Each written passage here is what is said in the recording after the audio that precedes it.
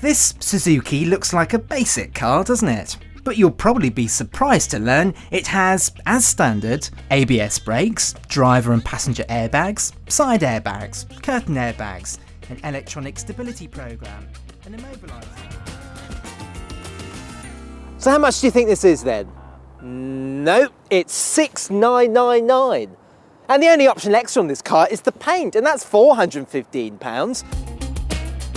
There are just 3 trim levels. This entry-level SZ2 for $6,999 comes with all the basics and then some. So there's electric front windows, an outside temperature gauge, a fuel consumption and range display, a DAB radio, a CD player, and a gear shift up indicator, just like you get on a Honda Civic Type R hot hatch that costs 4 times more. But if you want fancy items like alloys, air conditioning and Bluetooth, you'll have to upgrade to the mid-range SZ3. So it really isn't too bad in here at all. Now in this entry-level SZ2 trim, I've got a steering wheel that adjusts for rake, a driver's seat that can be pumped up and down, and there's a decent amount of storage in here. There's a nice place here for my mobile phone with a 12-volt charging port and a USB socket. A little tray down here for my wallet, 2 cup holders, one for fizzy drink and another one for a bottle of water, although I can only fit a 500ml bottle of water though. And the door bins, whilst they are laughably small, I can fit my gloves in there, for instance. Now whilst it's not particularly stylish in here, especially with the dashboard plastics that seem to be in 2 different colours of grey, and the fact they're already starting to scratch, you've got to remember this car is dirt cheap, and you get the sense that this car will survive for far longer than you'll be owning it for.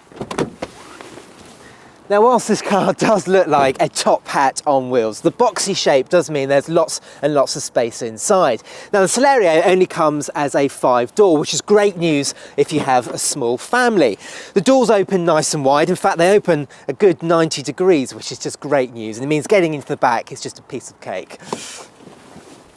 Now the Celerio is easily the largest car in its class for interior space, and you can tell because when I sit bolt upright and I'm just under 5'11", I've got a decent amount of headroom, a good amount of knee room, and you can fit 3 at a push. Now I know it is a bit of a squeeze and people in the middle wouldn't want to be sitting in here for very long, but it is doable. There's also Isofix points here, Isofix points here as well. Now in this basic level trim I've got keep fit windows, which isn't too much of a problem, a door bin for a bottle of water, and another one in the centre console as well. Okay, the boot. Well, the Celerio's is actually the largest in the class. Its rivals aren't too far behind though, but I can easily fit a large suitcase in here, and I can also fold the rear seats down 60/40. It's really, really simple, just pull down on the tag on the top. And even though there's a slight hump in the floor, the fact that this car has got a 60/40 folding rear seat as standard, I'm not going to quibble too much.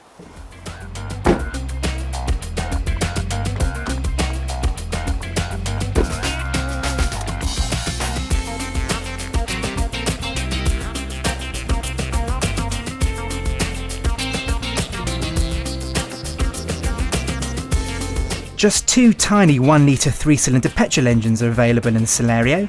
Only mid-spec SZ3 cars come with a new fuel-sipping engine called Dual Jet, which promises 78.4 mpg and CO2 emissions of 84 grams per kilometre.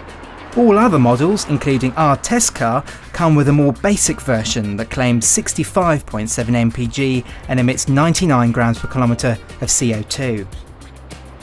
Now it doesn't matter what engine you go for, you won't be going to the petrol station very often, I can tell you. Now I haven't been driving in this car very economically at all today, but I've still been getting over 56 mpg. You'll also be driving around with a big smile in your face. Now I've got to quantify that. You won't be smiling because of the speed of this car, because this takes over 13 seconds to get to 62. No, it's far simpler than that.